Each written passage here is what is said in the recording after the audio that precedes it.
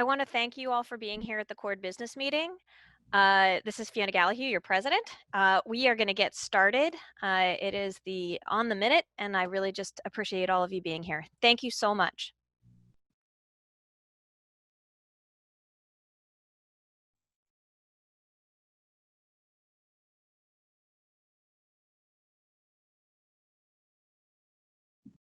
Thank you so much for being here and present for the Cord's business meeting at ACEP. I know it has been an immense 8 months for all of us, including us at Cord. I want to thank all of you for the immense amount of leadership and resilience all of you have demonstrated as leaders and healthcare providers in America today. I want to make sure that we start by introducing you to your board. Moshe Weitzberg is not visible in this picture. This is Laura Hobson. We have Victoria Hotch. She is our resident member of the board. This is Sarah Fallon. She is the eMark liaison to the board. We have Michael Bond, Bo Burns. We have Tiffany Morano, your incoming president at the next academic assembly. We have Diane Rimple, Jamie Jordan, Maria Morera, your past president, and of course me, Fiona Gallahue, your current president.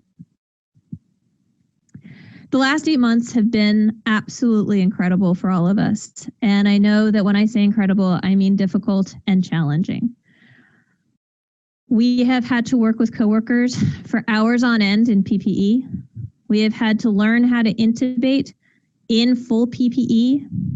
We have had Cord and other Zoom meetings ad nauseum. It's even gotten to the point where mask wearing has become a fashion statement. I recognize that the last 8 months have been immensely difficult, not just for each of you personally, but professionally as well.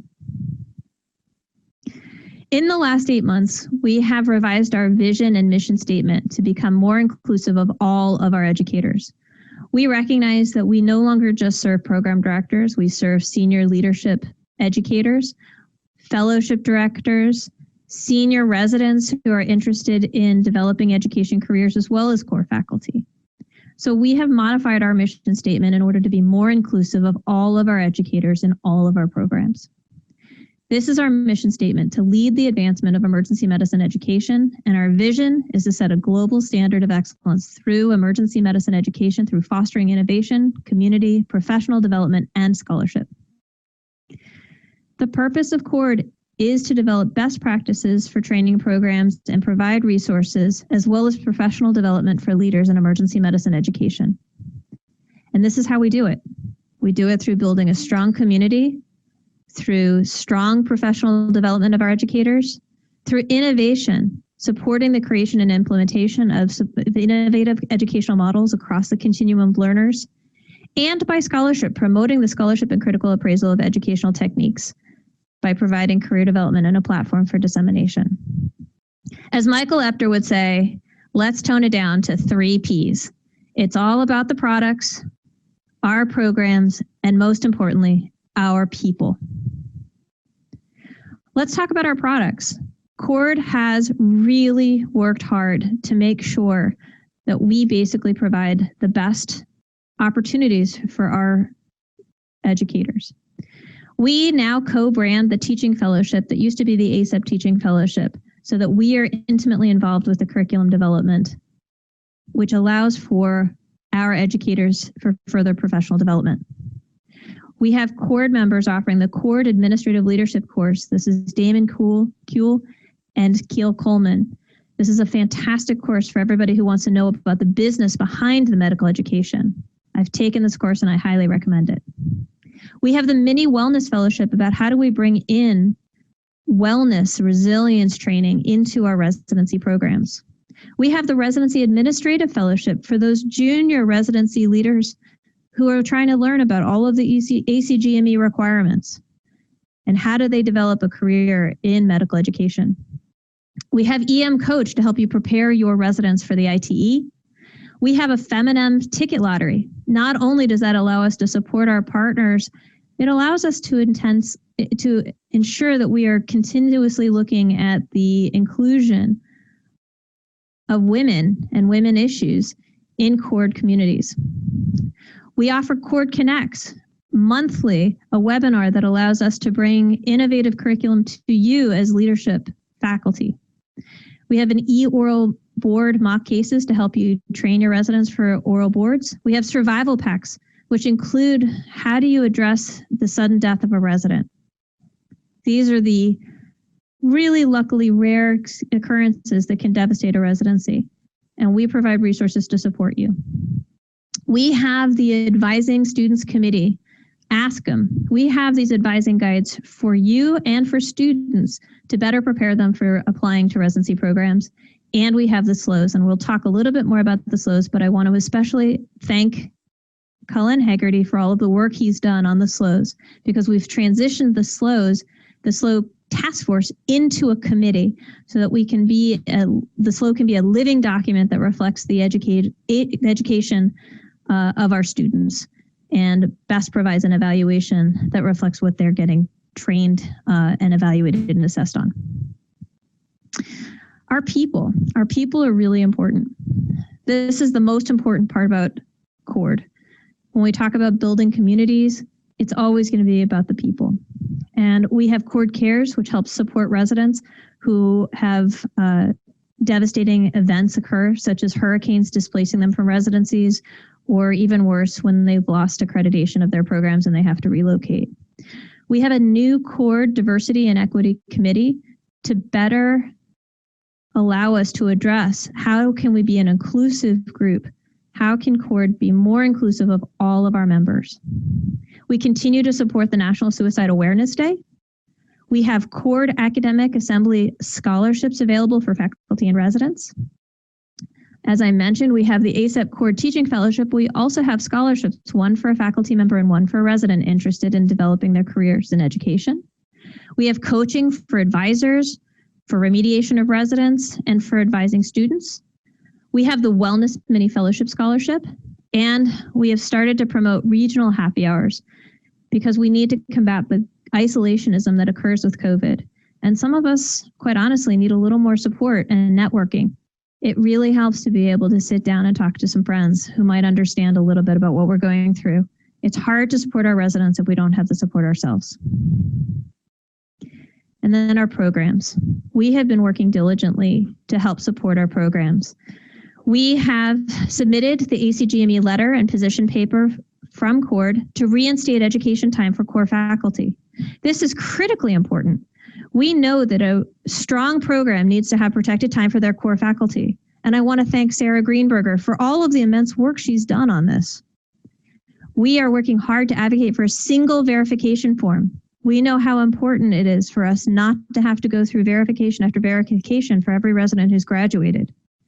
We did a fundraiser for the American University of Beirut, who went through devastating events in Beirut and still managed to have to support their communities and worked hard. Really, truly inspirational work. We have the consulting services for advisors for education and for remediation to help support our educators looking at these aspects of education. And our task force, SLO task force, has been transitioned to a committee. We have CDEM and CORD members working together, co-leading this committee so that it can be a living document and we can revise it every single year to reflect how our educational communities are changing. We now have the OSLO, that's the other SLO for faculty who are non-EM. We have the revised SLO, which was our original SLO, but now it's been expanded to 350 words. And we have the revised SLO for EM faculty not at a residency training site. These are incredible, incredible products, and we just absolutely have to thank the SLO committee for all the work they've done. I also want to say that we as a specialty have pulled together in a way that is pretty unique. We have never been tighter as an emergency medicine community at large as we are today. CORD has been selected by all of these organizations to be the single representative at ACGME in November to present to the ACGME about the need for protected time for faculty. We know that our core faculty are the foundational pillar for our education programs. We also have representation of all of these groups to help make sure that we make the most persuasive argument. And we want to thank everybody who's on that committee. We have pulled together to create consensus statements as a specialty and co-signed them or co-created them. I think the most important for us was the recruitment, trying to set expectations so that we try to limit over application to programs. We have also expect only one away rotation and one slow. This has really helped, I think, alleviate some of the stress and anxiety of advisors and students. And we've done our best to really try to make sure that we're working with our stakeholders. I think this has really made a huge difference. We have the solidarity of purpose to take COVID seriously, make sure that we socially distance and wear masks, and we've sent that out to the public. We've defended physician-led teams and identified that we want to make sure that nurse practitioner training programs do not interfere with residency education. And then most recently, we've supported our DO colleagues when FIGS made the unfortunate social media gaffe of the year by really insulting our female DOs. And we stand together. I think more than anything else at this time, all of emergency medicine stands together, and it's really wonderful to see. So there is a silver lining here.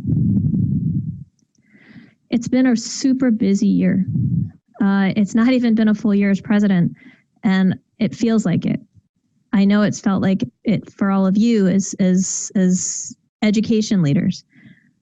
But I really want to say that it's been a real privilege to be able to help work on behalf of our organization and all of you. I have to really thank every single one of the CORD members for all of the work that you've done, not just for CORD, but also on behalf of your programs. And I want to make sure that I thank not only our immense board for all the work that they've done. I'm truly grateful for them, but I also really want to thank our staff. I want to thank Deanna McNett, our executive director, for all of the immense work she's done. She is a tireless advocate for everybody here. Tina Odisha Greenwood, who is our communications director. Now she is our operations manager. She's doing a phenomenal job working with Deanna. And of course, Leah Stefanini. She's our conference and meetings manager, who's done such a wonderful job of helping us pivot at a time when really we had all of these contracts for hotels, and she's managed to help us navigate some of the really big challenges that the COVID pandemic has hit on us. And I think the last thing I want to just leave you before I hand over to the next speaker is really CORD is here for you. We recognize the difficulties of the current environment, and we share them. You're not alone. You're never alone. And so please reach out to any one of us on the board or to each other. Please just keep a close eye on each other. It really matters. What you do matters. How you do it matters. And we're here to help you do the best job you can and to be the best person you can. So let us know. And thank you again for all the work that you've done. And thank you so much for being here.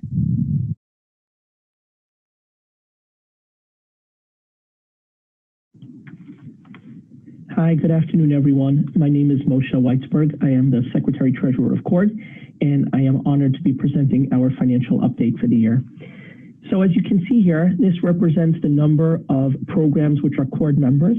This actually represents 100% of the ACGME approved emergency medicine programs. So thank you to all of you for your membership.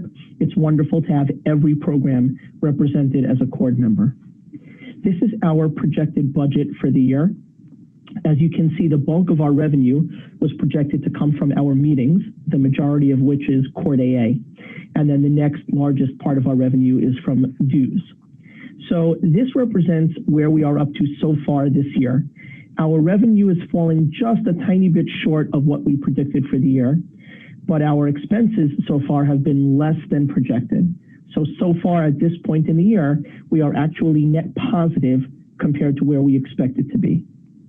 And as we project out towards the end of the fiscal year, we project that we're going to fall a little bit short on revenue, but again, our expenses are going to be less than we expected. We had predicted a net negative budget for this year. That was intentional. We wanted to spend more money on CORD membership and actually have a negative net budget. But despite that, it looks like we are going to end up with a net positive budget at the end of the year. I just want to remind everybody about Cord Cares. Cord Cares is a foundation that provides assistance to residents and people in residency training programs who are facing difficulty. We are very proud that Cord Cares has been able to help residents this year, especially as residency programs closed and residents were forced to relocate. This is our current balance in Cord Cares, just over $3,000. We would love for that number to be higher. And I would just remind everyone that if you go on the Cord website, it is very easy to donate to Cord Cares. Thank you so much for your attention.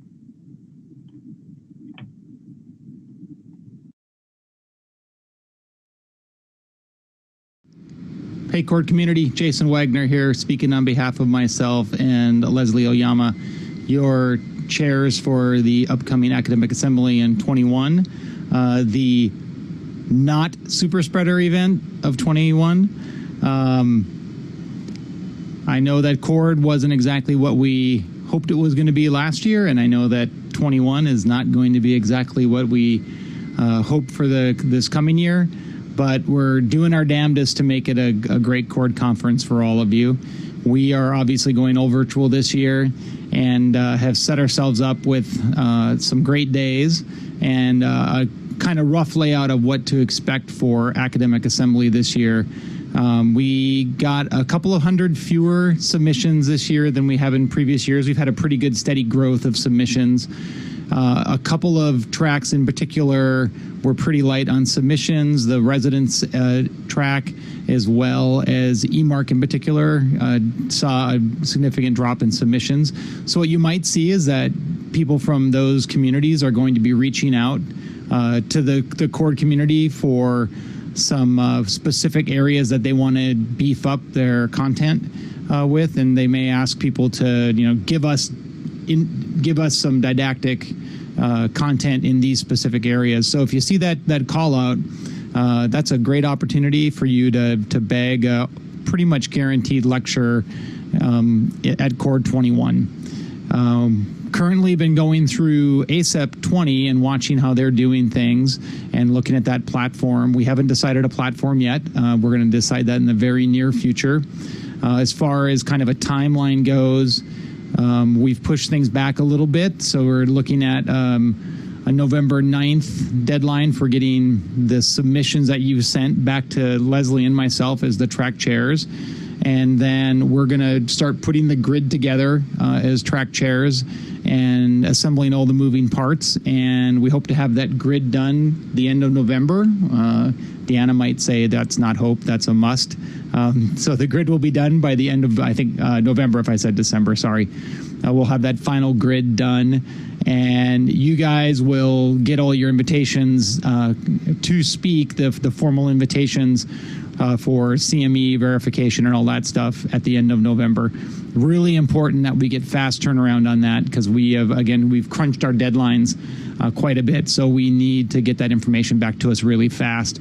And then December 14th, we're looking at registration. And so you might be asking what the conference is going to look like this year. And right now I would say some of the nitty-gritty details are still up in the air a little bit, but in general, the conference will be 3.5 days, and we're trying to find the right balance between East and West Coast times. So that's been a little bit tricky, but we're looking at running the conference from 7 a.m. in the morning Pacific time to 4 p.m. Pacific. So the West Coast doesn't have to get up super early, and the East Coast doesn't have to stay up super late. I know we'll lose some people on the East Coast in the evenings as they have to take care of family obligations and things like that. And I know some of the West Coast will be a little challenged to get up early enough in the morning to start a 7 a.m. session. But I hope we can capture most of you for the heart of our content. And we'll be looking at taking us little breaks along the way, and then a lunch break to just give you some Zoom relief during the conference time. And hopefully we can get everyone to integrate and collaborate along the same levels as what we all love about CORD on any other conference, any other CORD conference. The grid itself, we will be running a similar grid to what we've had in the past. I know I've had hopes, and along with the planning committee for future academic assemblies, to start to make some significant moves into morphing our content.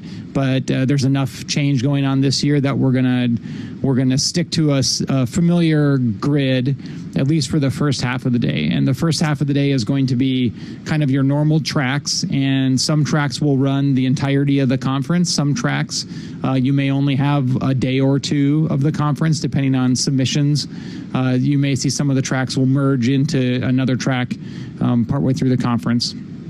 So first half day will be traditional didactics, and then second half of the day there will be a couple of didactic tracks, but then we're going to try to incorporate some of these problem-solving groups. And this will be an interactive component of CORD, and something that I'm hoping we can move more towards as we plan for future academic assemblies. But the idea is that we send a call out to the community and say, what is it that you are trying to solve at your program? And hopefully we will get some response from several programs, and we will put together small group sessions then where we pick the top choices of these components, and we send them back out to the CORD community and say, these are the 10 topics we're going to discuss in the small afternoon groups at CORD. And you can look at that menu and say, 2 or 3 of those 10 things apply to my residency program, and I want to be part of the troubleshooting process during an afternoon session for that particular piece of content. And then you would go to a breakout room with a small group of select programs that also are trying to solve similar problems, and we'll kind of crowdsource solutions. And the program that submitted that content, they will get a solution, kind of a best solution from the crowdsourcing that was generated in that group. And the idea is not to show up at CORD and start to work on the problem. The idea is that your team, your residency team, will develop your solution with a little bit of homework before you come to the conference. And the CORD conference itself will really be about solidifying your response with feedback from other groups trying to solve similar problems. So I like the phrase, come with problems, leave with solutions, and that's what I'm hoping we can do. And I think CORD's always been good at bringing you here and leaving with a bunch of great ideas, but here you actually come with specific problems you're trying to solve, and hopefully those who participate in this will leave with very identifiable solutions to those problems. And you'll get to work with your team, which I think is important too. You're carving out some time with your residency team to work on these problems together as a group, because a lot of us don't have time to kind of be with our residency leadership team where we're not constantly being pressured by other things. So hopefully you will carve out time from your calendar to not just drop into CORD academic assembly for a couple of hours a day and go back to clinical work or things like that. You will do what you normally do with CORD, and that's carve out a chunk of time for yourself and your leadership team to be together and be a part of the CORD community, and not let this CORD be too much different for yourselves, other than the fact that you're doing it from home instead of going to a destination to take part in CORD. So that will be a new component to CORD. And then alongside that, we'll still have 2 parallel tracks looking at best practices and probably kind of a potpourri track where we will integrate other areas of content into a secondary track. So if you're somebody who just does not want to be in this workshop small group kind of setup, you don't have to be. You can protect yourself and participate in these regular tracks if you would like to. And we'll once again have resident tracks and a chief resident track that will run alongside, and we will have CPC too. So as well as a couple of extra sessions for poster presentations, some specific to COVID and what different groups are doing for COVID, and other areas of interest. So we'll have a little expanded research component because it can be virtual. And the other benefit we're going to have this year is all this content's going to be available for you to view later. So you don't have to be in every room simultaneously. You can go to a session and then watch another session at a later date. So I think that's a great benefit as well. And there will be more to come on this. I think the biggest thing will be when you hear call-outs, please take some time and respond to that. Give us your thoughts on some of this content, because we're going to develop content based on what you're feeding back to us. And I think COVID's going to be an example of that.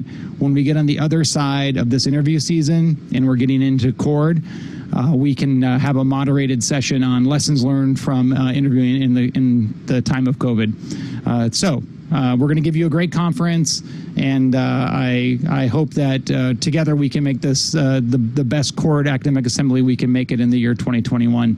Thanks to everyone for their time and their help, and thanks to all my track chairs and to Leslie for working through all this with me. Have a great CORD business meeting, and I can't wait to see you all in person. Thanks. Bye. Hi, I'm Mary Ann Mallory, President of the American Board of Emergency Medicine. And on behalf of the board, thanks for inviting me to share some ABEM updates with you.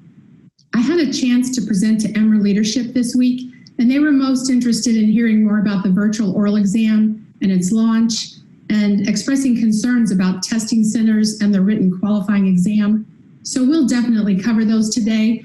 But I wanted to highlight some of the pre-COVID, if you will, ABEM activities so they don't get lost. You may also want to have your cell phone handy to capture a few QR codes that link to helpful information. This was the inaugural year for ABEM's Resident Ambassador Panel, and we want to thank Haig, Ala, and Bill for serving the board in somewhat uncharted territory. We've been working together specifically with CORD leadership on advancing our multi-organizational causes, like ending merit badge requirements for board-certified emergency physicians. Thanks, Tiffany and Michael. ABEM published and posted on our website its statement on the role of APPs in emergency departments, stating that the delivery of emergency care is best led by physicians with EM training, experience, and ABEM certification. And hot off the press, ABEM also plans to convene a summit this spring to gain understanding and achieve consensus on the role of APPs in team-based ED care, with an invitation going out to all EM organizations, including our resident organizations and CORD. And thanks, Fiona, for your leadership and invitation to help craft our specialty submissions to testimony at the ACGME around protected time for faculty. The board listened to our passionate resident organizations, our CORD recommendations, and we joined the member board community at the joint ABMS ACGME meeting on family leave during residency this past February.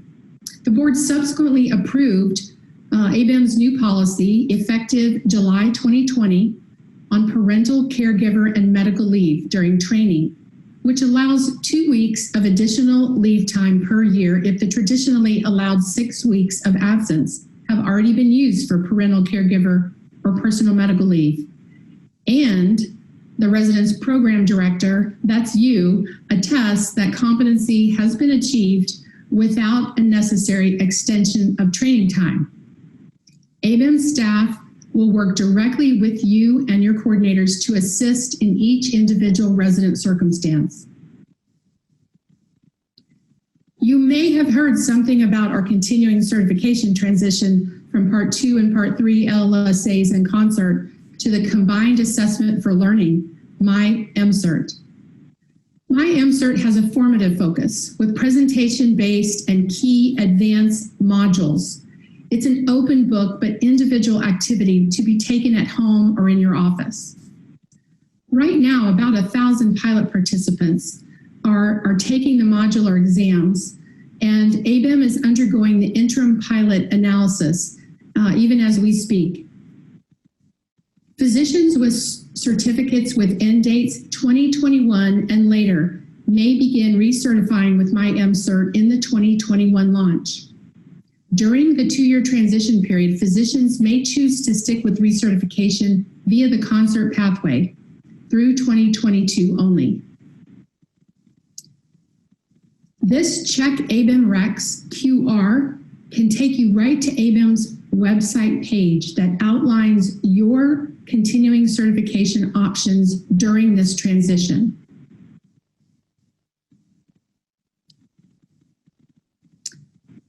Once you get there, the page looks like this. Notice your requirements are tied not to the year that you passed concert, as that is only one part of the continuing certification process. And of course, many of us have taken and passed it early, but to the year your current certification actually expires. Of note, no physician is losing any time on a currently issued certificate, and some of us are actually due refunds, since as we all roll into the new 5-year recertification cycle, we want all of us to be paying the same amount for our recertification. Anyone here already received a refund check? You can look around, raise your hand. I know some of my peers have because they've texted me. For more information, and if you have questions specific to your recertification, feel free to contact the board's certification services staff after watching the taped video of our October 21st Q&A webinar attended by about 1,000 physicians by clicking on the Stay Certified tab of the ABEM website. Now let's shift to COVID-related activities and decisions. Like every organization, the last 7 or 8 months have just brought tremendous change. As you recall, in the spring of this year, ABEM approved an additional 2 weeks of resident leave without an extension of training for trainees affected by, quote, COVID quarantine during the last academic year. With the pandemic continuing, the board has indeed extended this exception to the minimum training requirements for the current academic year as well. And just to be clear, for the 2020-2021 academic year, this pandemic-related exception is in addition to the 2 weeks of leave per year without an extension of training outlined and stipulated in ABEM's new policy on parental, caregiver, and medical leave for this academic year. ABEM has made COVID-related adjustments to the in-training and qualifying exam administrations as well. Due to distancing requirements and program director requests for scheduling flexibility, the 2021 in-training exam dates have been extended. The exam will be available February 23rd through 27th and also March 1st through 5th. If your program still has concerns, if you still have concerns for your program, please contact ABEM ACEP to discuss your institution's unique circumstances. The qualifying exam continues to be administered at Pearson VUE testing centers, but with expanded testing dates and enhanced security protocols. There are reduced slots at testing centers due to their safety protocol implementations. And we ask any grad with qualifying exam scheduling or cancellation issues to contact ABEM directly for assistance. Some already are, and ABEM staff is working with them and their local testing centers. We've all enjoyed Zooming into your local conferences and classrooms during the ABEM virtual RVPs this year. And we really thank you for the additional assistance in scheduling and the tech assistance in allowing us to deliver ABEM updates to your residents. I'm pleased to share, drum roll, that we have plans to begin the first administration of the virtual oral exam this December, and will include about 200 candidates, followed into 2021 with several more administrations to accommodate as many candidates as feasible throughout next year. ABEM has transitioned the oral certification exam to this virtual format as an interim measure. We have not made any decisions about what type of oral exam will be administered beyond 2021, except that this temporary virtual oral exam will help inform what a post-COVID-19 oral exam will look like. The board is using this change as an opportunity to innovate and update the oral exam. As we finalize the IT details, Zoom is the likely video conferencing platform. A computer with camera, microphone, and reliable high-speed internet in a private, quiet place will be required of candidates. Candidates may take the exam from home, but without references or any assistance, and all examinations will be recorded. The e-oral platform was not easily supported and will not be used for the 2021 virtual oral exam. Case materials during the exam will be shared as static images viewable to candidates through screen sharing, and there will be no triple cases.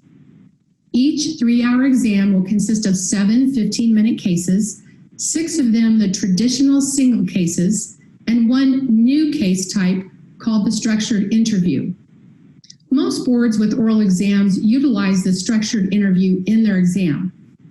This case type is driven by the examiner, not the candidate, and involves a series of questions similar to, quote, based upon what you now know, what are your top 3 concerns, quote, and, quote, why, quote. It's important to remember that regardless of the format, the content is emergency medicine, exactly what our graduates have learned during residency training and their early practice. As you might expect, with the first administration this December, candidate scheduling will begin in the next few weeks, with priority dates given first to 2020 candidates and then to 2021 candidates, as we will open additional testing dates throughout next year. ABIM staff will work with physicians to accommodate reasonable switching requests, understanding work and personal schedules may already be on the books. We will soon be sending invitations to join us for an ABIM webinar so that we may share additional details to candidates and interested program directors. Well, that wraps up my report. Thanks for the opportunity to share these updates. Hi, Dr. Mallory. We have a couple of questions that have come in through the chat and through the Q&A, and I know there are some more questions that are coming in as we talk. One of the questions was, many are very upset about taking concert early and being told we no longer get 10 years, we only get 5.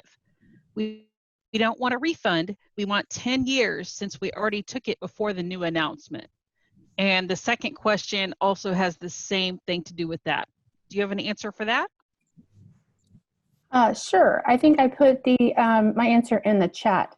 So your recertification is tied to the date that your certification expires. So if you actually took it early and you were issued, if you took it a year early in 2017 and you were issued your recert in 2018, then it's good. No one is actually losing time on an already issued certificate. So I see where Marianne Gosha-Hill also has responded in writing. The key is to understand when your certification expires. So if you have a certificate that is expiring in 2021 or after, then you will be rolled into the 5-year certificate. But prior to that, you will not roll into the 5-year recertification cycle until your next recert date. I hope that helps.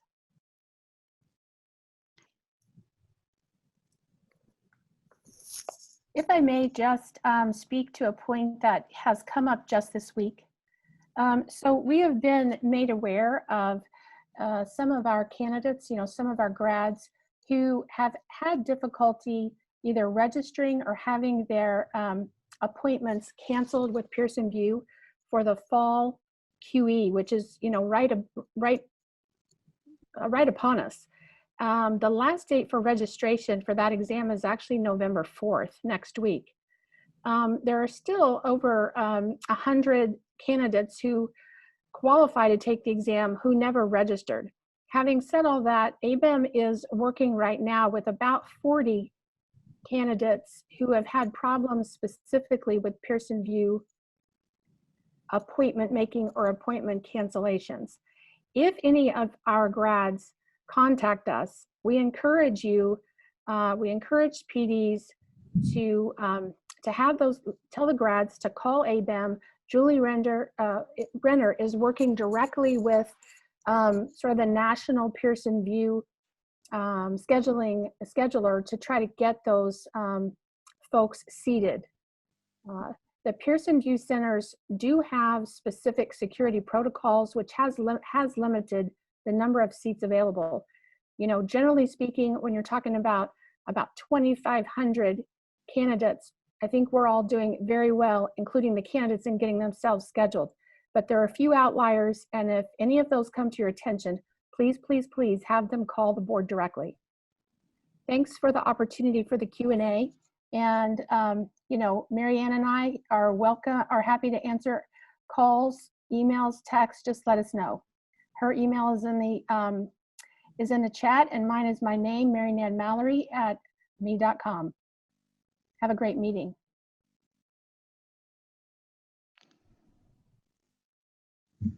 Good afternoon, Cord. I'm Doug McGee. I'm the chair for the Review Committee for Emergency Medicine, and it is my pleasure to be with you here today to try to provide you an update about what it is that has been going on since we last had an opportunity to talk back in the spring.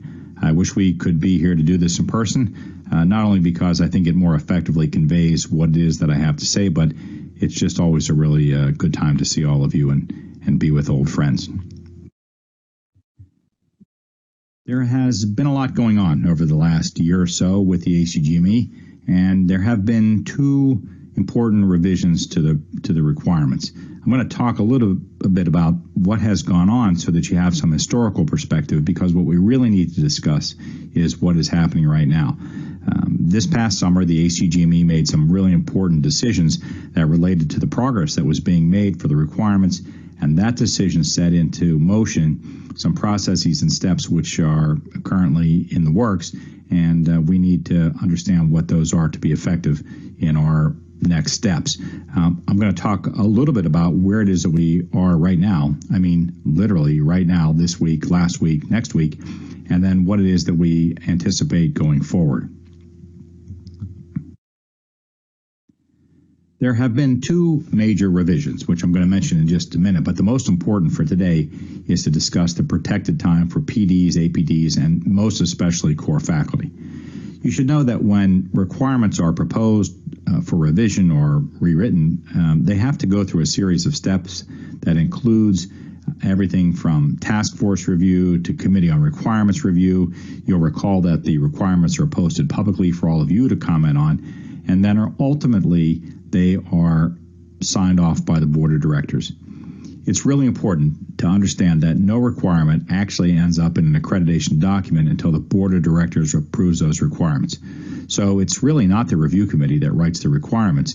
The review committee may be intimately involved in helping create the requirements, but ultimately it is the board of directors which approves the requirements in their form and their function.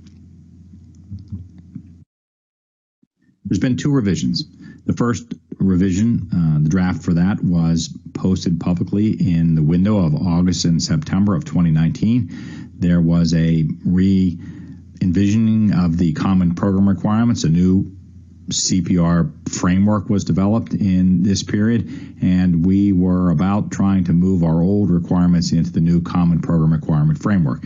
There was an effort to try to standardize the way that the review committees all worked, and ACGME attempted to harmonize the requirements with this new common program requirement framework.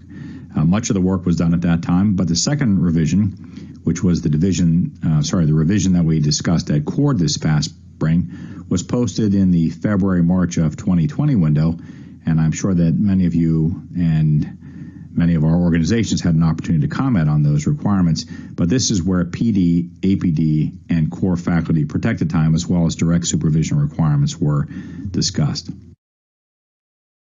You might recall that this is the requirement that we presented to you at the spring CORD meeting, describing 50% FTE of non-clinical time to the program director. You'll also recall that we used to describe this protected time as a cap on the clinical hours. The ACGME determined that we would no longer be able to write our requirements that way, and so we went about trying to create new requirements describing a percent FTE. And this is the program director requirement. You'll also recall that we have a requirement for APDs that is scalar based upon the size of the program. This is the APD requirement. Each appointed associate program director must be provided with salary support to devote a minimum of 35% FTE of non-clinical time to the administration of the program. And these are the core faculty requirements that you've probably seen before. We no longer cap the clinical time for the core faculty either. They are described in terms of a percent FTE, and we created a scheme to allow you to distribute those hours among your faculty so long as each faculty member received a certain minimum. Well, these revisions went through the process as they were supposed to. They were posted for public comment. As I mentioned before, they were before every committee that needed to see them. And in June, the board of directors determined that some of these requirements would be placed on hold. Not only ours as it related to protected time for core faculty, but very importantly, they created a process to review many of these requirements, in fact, all of these requirements for every review committee. So while we all expected that July 1st, 2020 would be the effective date for both of these revisions, it just didn't happen that way. In June of 2020, the ACGME did approve all of the EM requirement revisions except for the core faculty support. The ACGME, as I mentioned before, made a determination that all support requirements for all specialties would be reconsidered, which means that every review committee is now looking at its PD and APD requirements.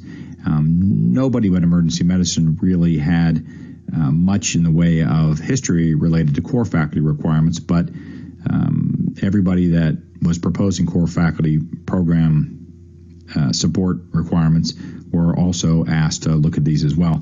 And you should also know that the coordinator time is also under discussion. So it's better probably to look at our core faculty support requirements as on hold until further notice. They didn't say no, they just said not yet. And as I mentioned, some proposals, including family medicine, were also placed on hold as it related to core faculty support. The ACGME convened a task force.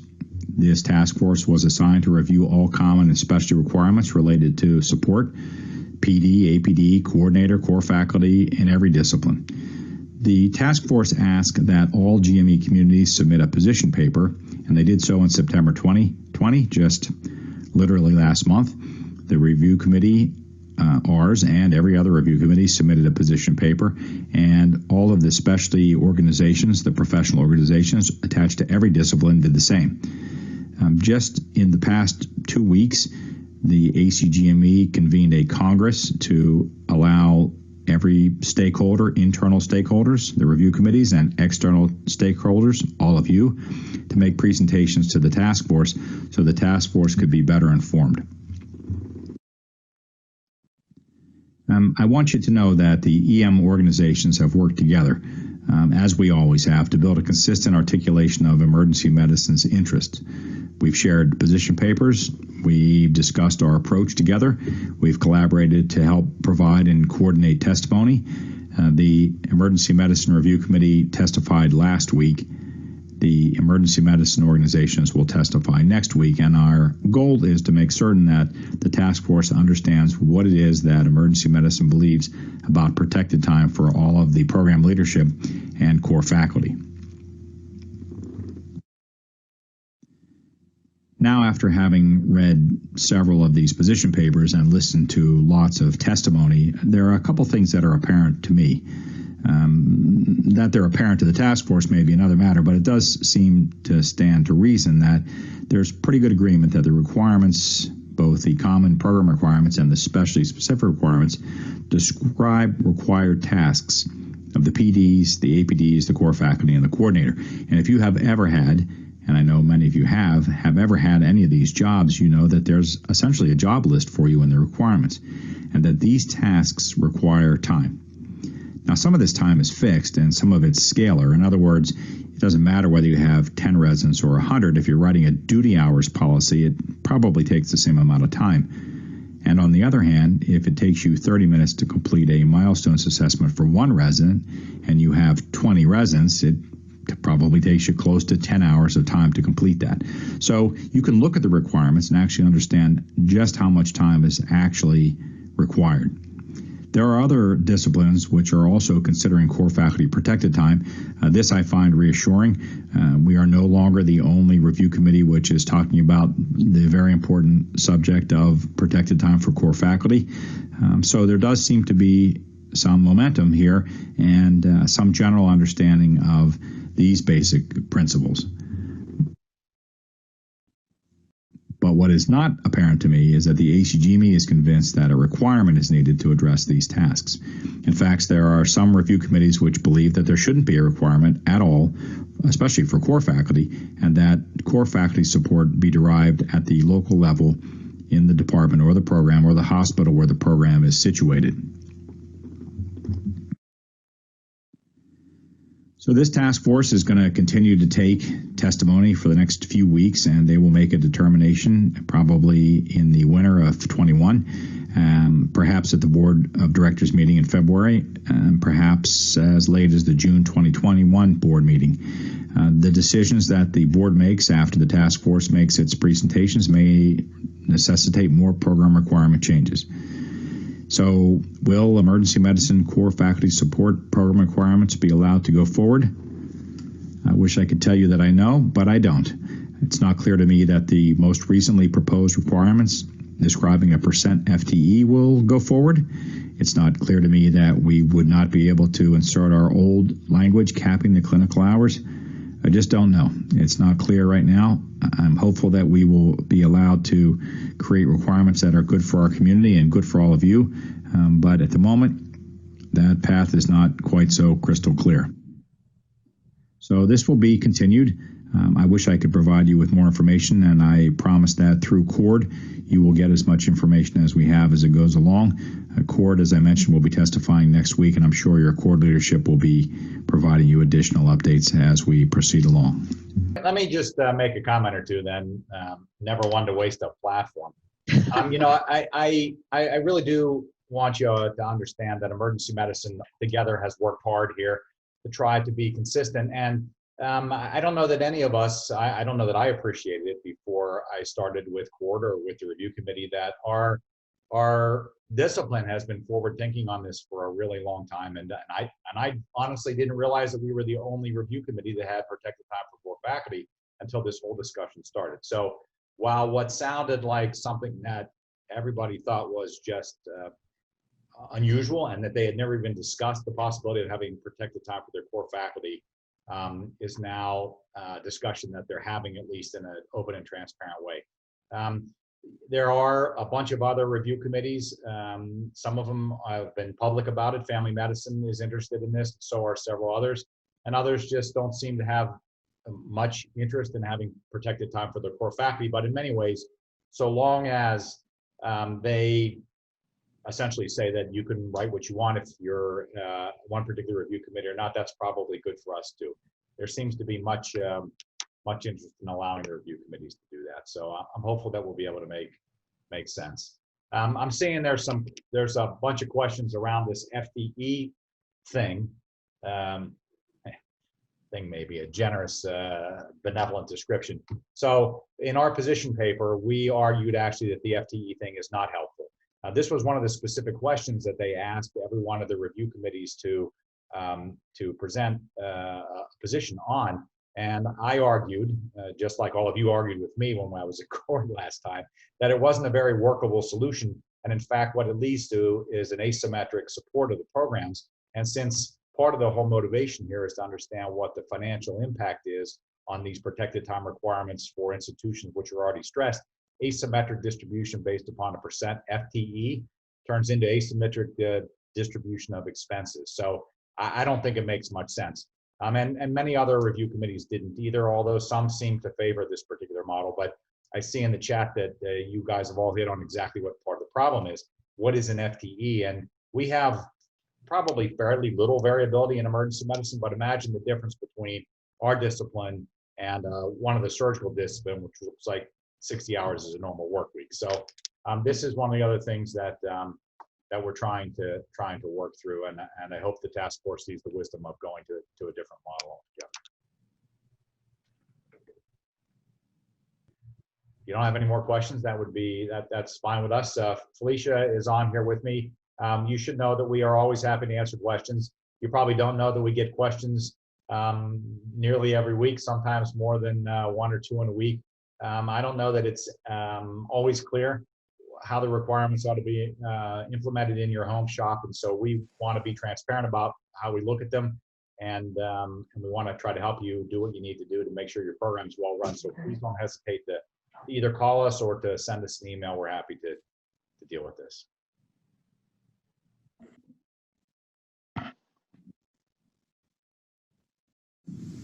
Hi, I'm RJ Sontag, president of EMRA, and I'm grateful for the opportunity to provide an update to the CORD board. I joined the EMRA board a year ago in Denver as president-elect, and it's been an amazing learning experience under the leadership of our immediate past president, Hannah Hughes. We're incredibly honored that you give us the opportunity to provide an update to you, since you are so supportive of EMRA's mission. EMRA represents 97% of all emergency medicine residents, and we often do that because of support of programs like yours. In fact, 220 emergency medicine residencies are EMRAfied, meaning 100% of their members or of their residents are EMRA members. So, you know, I was going to give this speech in front of my bookcase with a little anatomical poster in the background, but honestly, now that I'm actually an attending, I'd kind of like to show you how EMRA, through the support of CORD, has helped me become a better attending. So why don't you come join me on my evening shift tonight? Ready? Let me change. Okay, let's go.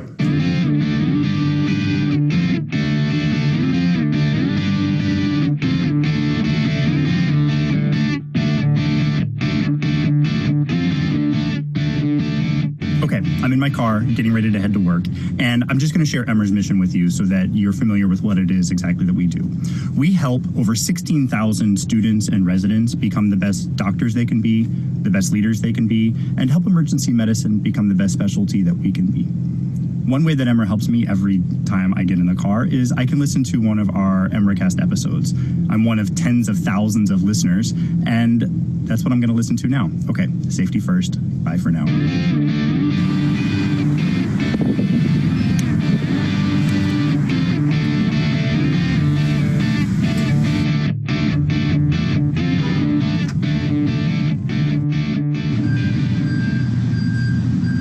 Ambulance bay is pretty full. A lot of police cars. That makes me think it's going to be a pretty heavy psych day. I'm in the hospital now, and you're going to see how EMRA makes me the best doctor I can be with amazing on-shift resources, even as an attending. Okay, I'm logging you in as RJ Sontag. All right, I'm walking to a patient's room. The patient's here for a dog bite, but they have a penicillin allergy. I totally did not remember what antibiotic to prescribe for a person with a penicillin allergy and a dog bite.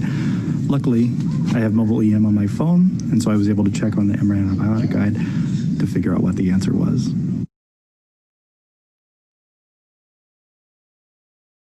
Dr. Dahl, what's that beside you?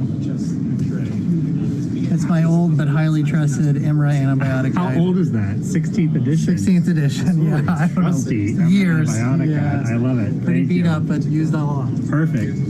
Vetter, what's that on your desk? Antibiotic guide. Nice. Do you bring any others? Yeah, I bring a couple more. What do you bring? Bunch loaded in my bag. Dex, sweet. Got the card. Yeah. Got the pediatric card. These have seen some use. Oh yeah, these been a little beat up. dog-eared. Yep. And EM fundamentals. I love it. Yep. Excellent. Every shift. I just had one of those patients that we all dread. He came in with fever and diarrhea, and I decided to get a CAT scan, and it showed cancer just everywhere.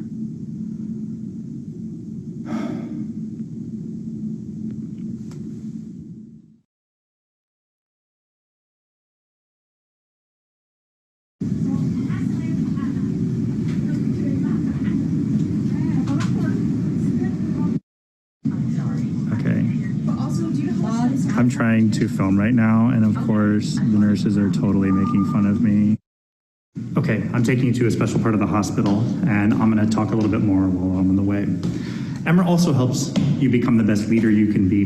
And we do that often through leadership development. I, of course, am on the EMRA board, and I'm one of the board members that helps make us the most diverse board that we've ever had, with more gender diversity, ethnic diversity, allopathic osteopathic diversity, and LGBT diversity than we've ever had. But it's not just the board members that get leadership development. In fact, EMRA has over 200 medical students and residents involved in leadership positions, either through leading one of our 20 committees or through our EMRA Leadership Academy, which we produce in conjunction with ACEP. It's an excellent opportunity for your residents to get involved and become the leaders of tomorrow. Many of these residents go on to become chief resident, and so this leadership training really helps you in the long run. Here's the place I was taking you to, the place that I couldn't get in when I was a medical student or a resident. It's the doctor's lounge. And look, my badge works. Okay, so it's after midnight in the doctor's lounge, which means that it's only us emergency medicine folks who are still hanging around. And so I'm gonna take this time before I grab some sustenance and finish my notes to tell you how EMRA helps emergency medicine become the best specialty that we can be.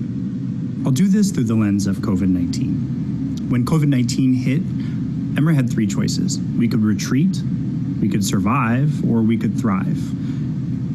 Obviously, maintaining a status quo was difficult enough, but it was clear that our students and residents had a lot of needs when it came to COVID-19. We partnered with CORE to come up with a consensus statement, and it totally changed the scenery for this application process.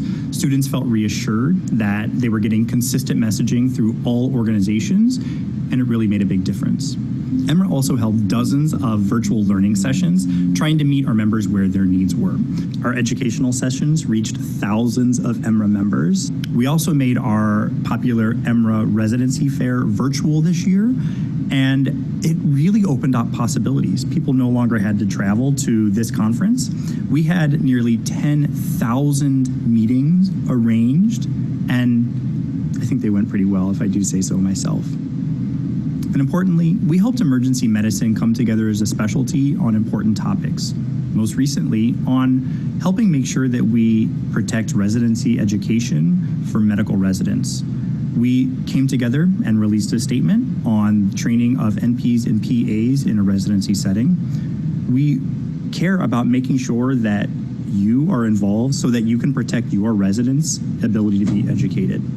We also came together when osteopathic physicians needlessly started getting attacked in the media. You know, osteopathic medical students have a difficult time already, as many residency programs require both COMLEX and USMLE for application. It's good when we can come together and recognize that some of these outmoded ways are not necessarily the best ways. Okay, that's all for now. I got to go back to my shift, check on one more CT that I was waiting on the results on, and finish my notes. And because it's late at night, I think I'm going to make a bad food decision and get strawberry Pop-Tart to finish off the evening.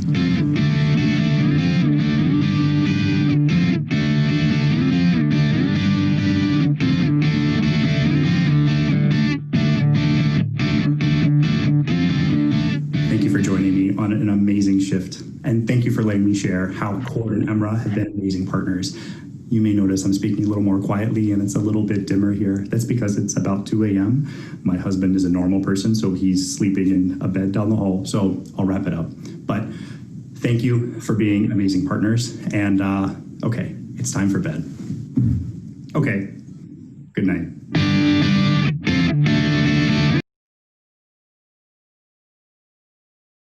Hello, Cord. I'm Haig. I'm the president of AAM-RSA, and I'm going to give kind of a quick, brief update on how RSA has been over the last year, I would say.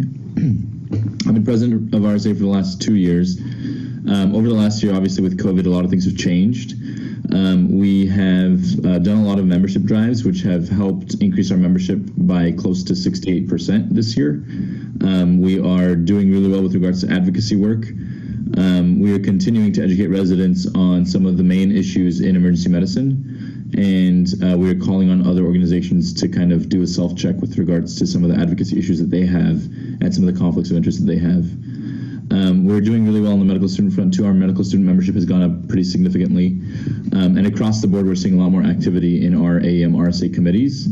We're working actively with AROS on a lot of projects, the latest of which was the NPPA like fellow resident statement that got a lot of traction across social media, as well as a lot of heat from, surprisingly, pharmacist organizations, as bizarre as that is. We are also actively working with AAM every day to kind of increase our advocacy efforts together, as well as our education together. We have a bill in Congress in conjunction with AAM that is for due process of emergency physicians, and we're hoping to do further legislative work. We're meeting with our lobbyists actively on behalf of AAM, and overall, in a nutshell, I think it's been a very, very productive year for RSA. I think as we start to see more of these advocacy issues take place, especially given the stress of COVID, things like job opportunities, things like CMG involvement, things like more corporate greed in emergency medicine, you're going to see a lot of people start shifting towards, I think, AAM and RSA, and I think that's what we've been seeing this year especially. A lot of new grad residents are asking a lot of questions with regards to the job market and how stable it actually is, as well as how much of a role private equity has taken in our specialty. I think it's an exciting time to be a part of AAM RSA, and we're excited to collaborate with CORD as always, and we thank you guys for everything that you do. And I think that over the last year, it's been a really great collaboration amongst all of the emergency medicine organizations to get to the point that we are today. This can be reflected on things like the token idea that was floating with regards to medical student applicants, as well as a lot of the advocacy we've been doing with our joint statements. So stay tuned. We have a lot more coming, and we are really excited to be working with you guys, and hope you guys have a great meeting in person or over Zoom or whatever it is. Thank you so much.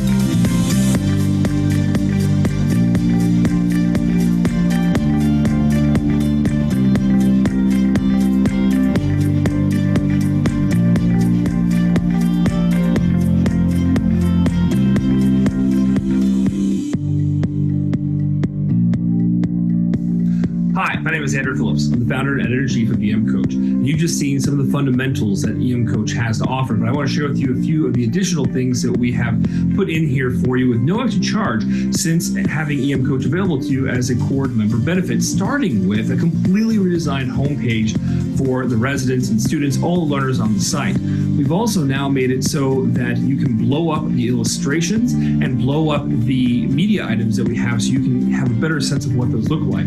Additionally, we have the C-related textbook and C-related lecture sections, so if you want to dive deeper into a question, you can. We've also made it so that the lectures, remember, have that bookmark so you can have your custom playlist.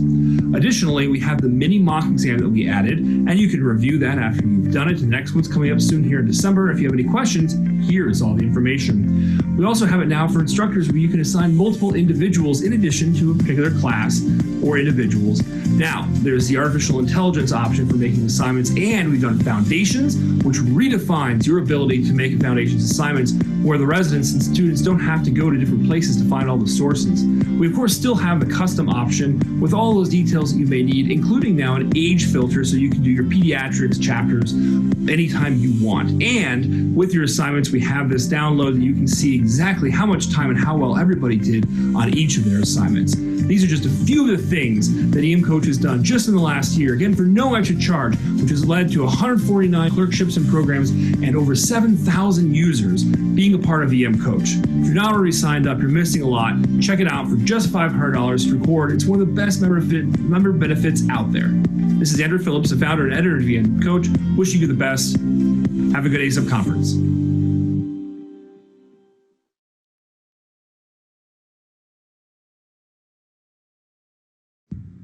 Hello, I'm Shannon Toohey, and I'm the editor-in-chief of the Journal of Education and Teaching in Emergency Medicine, the official journal of Cord. As many of you already know, we accept a variety of content: lectures, simulations, innovations, TBLs, small groups, curricula, oral boards, podcasts, and visual EM case reports. We do not publish traditional education research. Instead, we focus on content that can be easily reproduced by others for their own learners. As we are a journal of Cord, the Cord members do have several benefits, including an easily accessed repository of high-quality didactic material for your residents, scholarship for your educational content, and waived as acceptance fees when you publish with us. At this point, we have published 18 issues with 371 manuscripts and 577 unique authors. And we continue to grow. In 2018-2019, we'd had 55,000 users and 26,000 downloads. But in the past year, we are up to 104,000 distinct users, 115,000 user sessions, and over 60,000 downloads of your content. 54% of our users are from the United States, but 46% are international from 203 countries as listed in Google. I just want to give a shout out to the most downloaded content. We have an anaphylaxis simulation that's been downloaded 42,000 times, a pediatric sepsis simulation that's been downloaded over 4,000 times, a casserole paramortem C-section model that's been downloaded over 2,100 times, a placentia previa simulation that's been downloaded 1,100 times, and an EMS curriculum that's been downloaded over 1,000 times. And lastly, a huge thank you to all of our reviewers, most of whom are Cord members, but especially to our 10 most active reviewers who are listed here. If you have any questions, I can be reached at this email address. Thank you very much.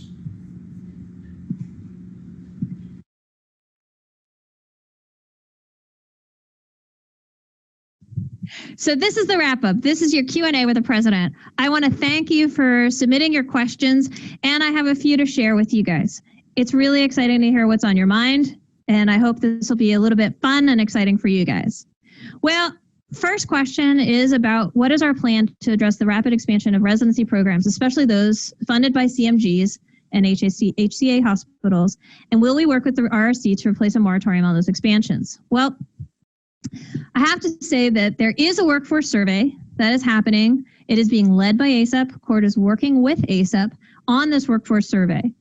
We are not in a position to limit residency accreditation, as this would be considered a restriction of trade. However, I am hoping that once we get some data from this workforce study, that we will be able to work with the advocacy groups within our various organizations to work together to address those findings. So I think that there will be more to come.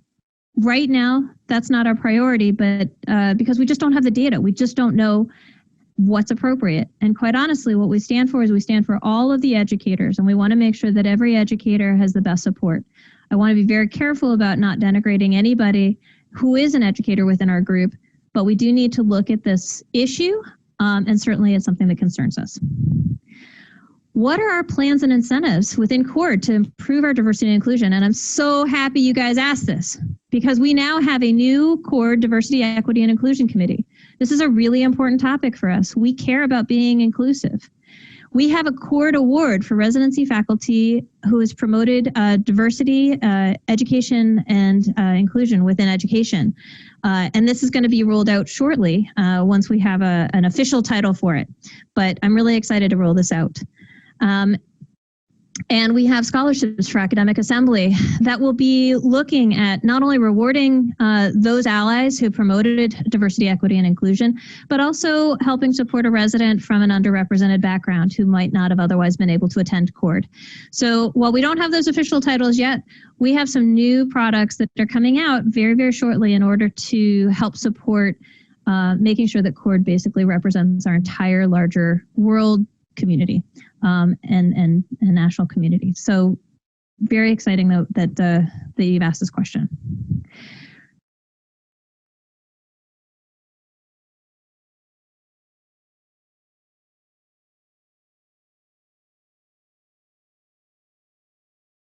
Hi guys, I think we have a question or announcement from Doug McGee from the RRC. Doug, did you have something to add to this? Announcement overstates it all, but I just wanted to briefly mention this workforce issue with the review committee.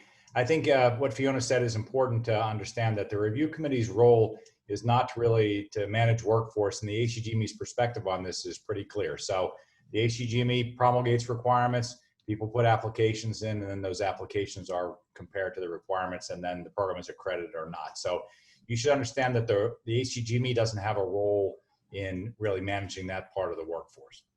We're happy to have more conversations with CORD about the requirements, but that's really what ACGME's scope is. Thank you. Before we also continue to the next slide, I do want to also just acknowledge that in my initial slide of introducing all of our CORD board members, Jessica Smith was not also represented on that picture because she was called back due to COVID restrictions. And I want to just acknowledge Jessica Smith as one of our CORD members and really impressive board member who's been on the board for a very long time. I think everybody here knows her, but anyway, I just want to make sure that everybody knows that Jessica Smith is also a member of the board representing you and working very hard on behalf of CORD. All right, I think we're going to just go on to the rest of the questions that I got, and hopefully we can maybe open up the mic as soon as I finish that last one, so that we can maybe do a little free form Q&A. And yes, Jessica, we all know you and we love you dearly. Do I think that CORD will try to limit and install residency interview limits for 2022 or future matches? Absolutely. I will tell you that this is something we looked very, very hard at. And we were looking at endorsing either Interview Broker or Thalamus to try to provide not only a discount for our members, but also place interview limits on candidates so that we could limit over application to programs. We ended up running into some pretty significant logistical difficulties, especially at the last minute.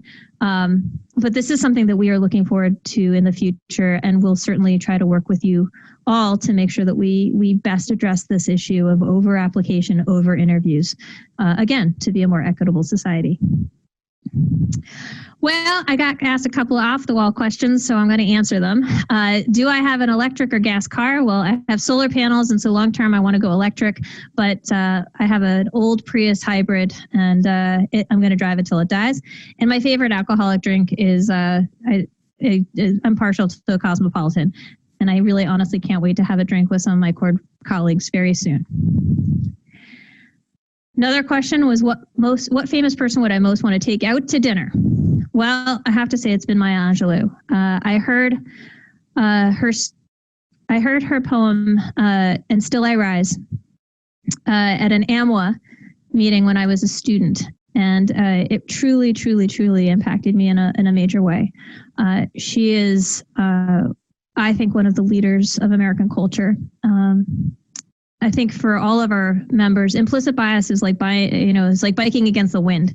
When you recognize that other people have the wind right behind them, it's a loaded experience. And I think for myself as a female in medicine, I didn't recognize this during medical school or residency in terms of gender bias. And it was only when I started to label this in my early years as an attending when I read the Institute of Medicine report Beyond Bias and Barriers chaired by Donna Shalala. Once I was able to recognize it and label it, it made a huge difference in my life. And Maya Angelou was somebody who faced explicit bias as a Black American in the 20th century. I think it would be very easy to be angry, and she recognized that the impact of her words. She created from her very difficult experiences of explicit bias, from just an incredible life experience, she created this beauty. And she basically addressed that it's okay to be angry with implicit bias and explicit bias, but that it's, as leaders, that when we really need to be empathetic, we need to join that anger with a sense of humor, with a sense of purpose, and even more importantly, courage. I have her quote here about courage being the most important of all virtues, because it can be very difficult to address the communities we live in and to address injustice, inequity, and the things that we see. And we certainly see that quite a bit in our work communities, in our clinical shifts. And she's just an absolute, I think, icon for how to do this work of living and being human and fully authentic, while still being very aware of what the world is around you. So if I had the opportunity to go to dinner with anybody, it would be Maya Angelou. She is truly, I think, my top human being in the world. So, and then I got asked who my favorite board member was. So I just wanted to say I feel immensely privileged to work with this entire group of people. It is a board who is immensely committed to this organization, to each member, to really promoting and advocating for everybody, and for developing new products and ideas to help support you all. So I don't have a favorite board member. I really am immensely grateful to work with this team. And I just want to thank you all for the immense work that they do. They are just an absolute privilege to work with. So that is it. That is the conclusion of this CORD meeting at ACEP. Thank you for all the work that you do. Thank you for everything that you do every day. And please don't hesitate to reach out if you need anything, or we're all here for you. Thank you.